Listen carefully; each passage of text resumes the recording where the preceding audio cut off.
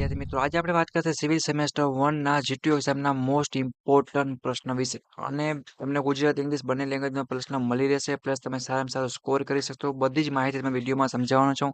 Plus તમારે કઈ રીતે માર્ક્સ સ્કોર કરવા, કઈ રીતે તમારે ટોપ કરવું આખો સેમેસ્ટર, કંઈ પણ કર્યું હોય પણ હવે જીટીયુ એક્ઝામ નજીક છે તો આપણે કઈ રીતે સિવિલ એન્જિનિયરિંગ ડ્રોઈંગ સબ્જેક્ટમાં ઇઝીલી પાસ થાવ મિત્રો, એની હું વાત કરવાનો છું.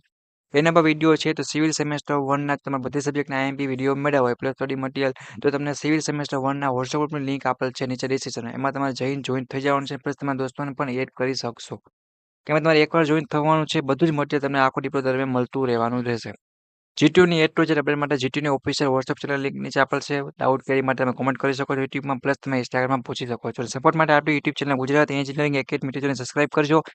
આપણે નેક્સ્ટ વધીએ છીએ તમારા સિવિલ સેમેસ્ટર 1 ના જીટીયુ એક્ઝામના ઇમ્પોર્ટન્ટ સબ્જેક્ટ સાથે. નવા ડીઆઈ સિલેબસ કોડ સાથે જો વાત કરીએ તો most important video GTU exam માટે બનવા જઈ રહ્યો છે.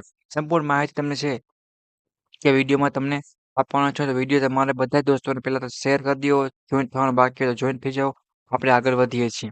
રેડી મિત્રો, જો અહીંયા તમારા નવા સિલેબસ અને ડીઆઈ કોડ સાથે પ્રશ્ન મિત્રો તૈયાર કરવામાં આવ્યા છે.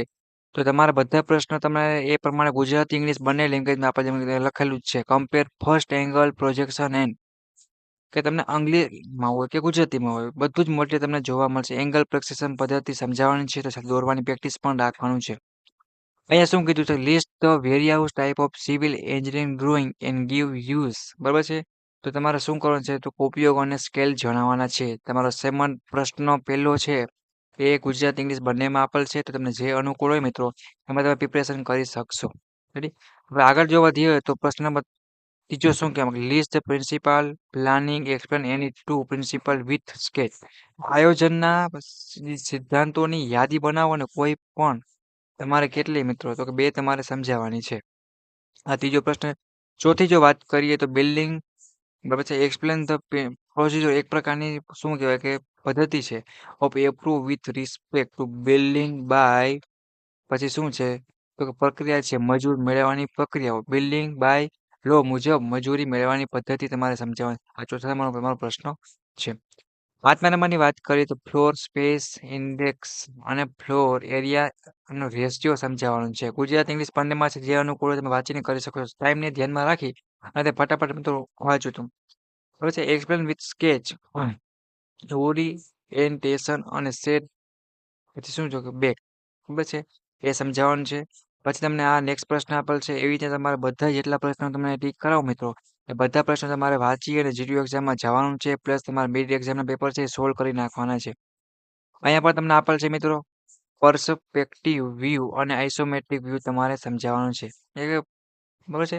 એટલે મારે સ્પીડમાં બોલવામાં મિસ્ટેક થઈ જાય તો તમારે પ્રશ્નો વાંચી અને બુકમાં લખી અને આકૃતિ સાથે બધા પ્રશ્નો છે એ તમારે તૈયાર કરવાના છે. આકૃતિના ફૂલ માર્ક્સ છે.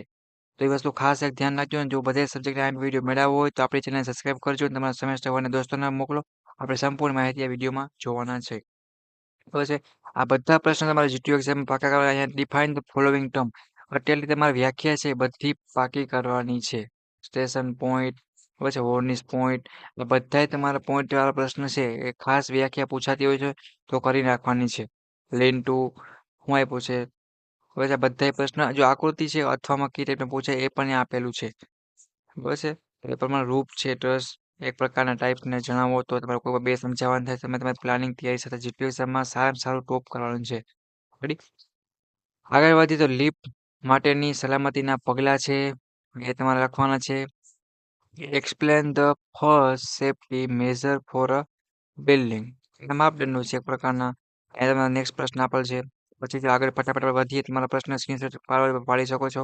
આટલા પ્રશ્ન તમારે ખાસ એક ત્યાગ કરી નાખવાના રહેશે.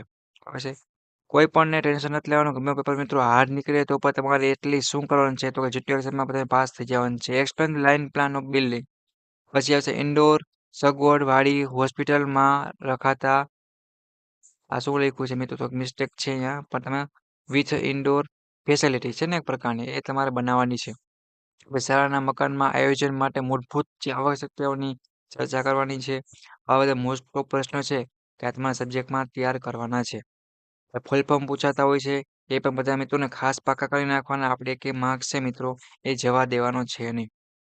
સારામાં સારું મટીરિયલ સિવિલના એક્સપર્ટ દ્વારા તૈયાર કરવામાં આવ્યું છે.